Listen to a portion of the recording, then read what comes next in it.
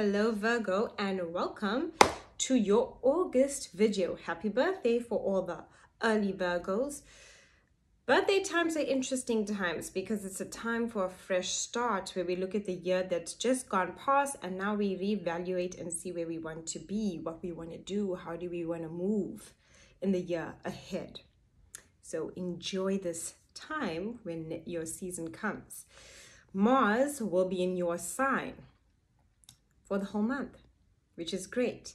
Venus will be in your sign until the 17th. So you have time with both Venus and Mars there. Mars in your sign is about, what do I need to take action on? What do I really need to take action on? What do I need to do? What makes me feel inspired? How do I move forward?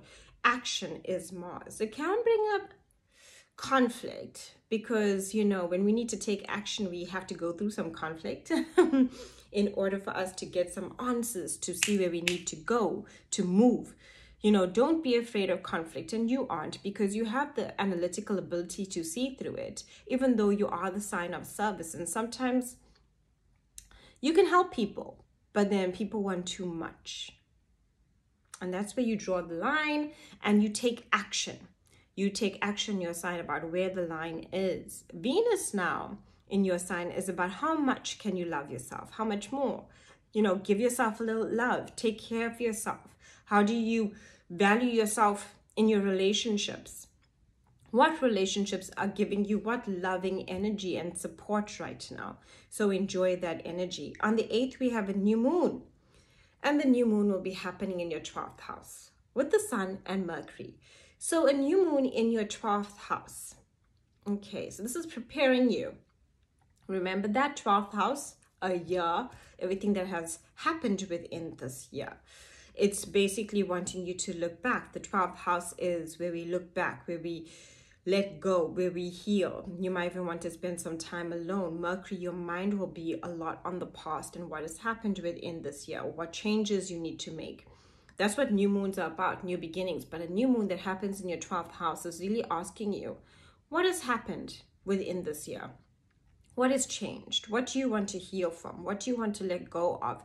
Great time for readings, chakra balances, astrology, numerology, basically learning anything esoteric when it comes to the 12th house, because it's that time where we actually look for spiritual answers, higher answers, in order to find the closure we need within our lives so we can move forward. On the 12th, we have Mercury now in your sign. This is great. So Mercury in Virgo, and Virgo is ruled by Mercury. You have the ability to think and communicate your wants and needs to others. You'll be very direct in it and you'll want to say it like it is. Be careful of self-criticism, because Mercury can have us over-analyzing and overthinking about ourselves and what we did wrong and how did this happen and, what isn't really working. So meditation would be good to calm the mind there so you don't get, overly mentally stimulated, because you are a sign ruled by Mercury. But it's great for expressing your wants and needs when it comes to you as an individual. On the 17th, we have now Venus in that second house. Venus, planet of love and beauty, in the second house. Second house is about value. It's about money. It's about income. It's about all of those things. What do you value? Who values you? What are your talents, your skills? Venus really shows you, what do you enjoy? We all have a talent. We all have a skill. Like, this is what I'm good at. I know it. This is how I can help. This is my organizational skill. This is how I think things through. This is how I perform.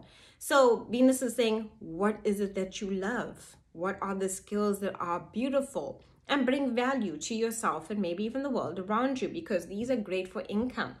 You might even think about business. You might be thinking about your work and what you want to do to basically maybe boost it. Creative ideas around money as well. But it's more about what you purely enjoy, since Venus is there. It might even boost your money. On the 22nd, we have a full moon happening in your 6th house. Okay. Now Saturn is also in your 6th house, and you have Jupiter there in that 6th house. And we had a full moon in July on the 23rd. That was also in your 6th house. So now here we are in August on the 22nd, having this full moon in your 6th house of work, health, and routine. And Saturn is also there. Saturn sometimes restricts our health, or gives us, like, where we find ourselves unable to do certain things. Maybe you've hurt your hand or hurt yourself, or just feeling lethargic or feeling a little stuck. Saturn also gives us lessons about what we need to do sometimes to improve our health, mentally, emotionally, and physically, our routine. And sometimes it stops us because of the same reason of us needing to take more care of ourselves. And this is very good also for that full moon. When it comes to work, you might something good might come out of it, or be able to be completed when it comes to your work cycle.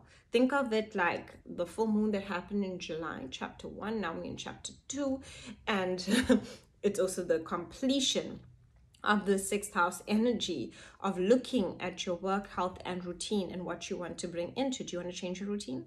This full moon will allow you to do it. Maybe you've been thinking about making changes since July, and now you have the energy to complete those changes when it comes to your health and what is basically stressing you or worrying you. Work, what opportunities do you want to create for yourself? Maybe you were thinking about it in July. Now you can complete it. On the 23rd, the sun moves into your sign. Happy birthday, Virgo.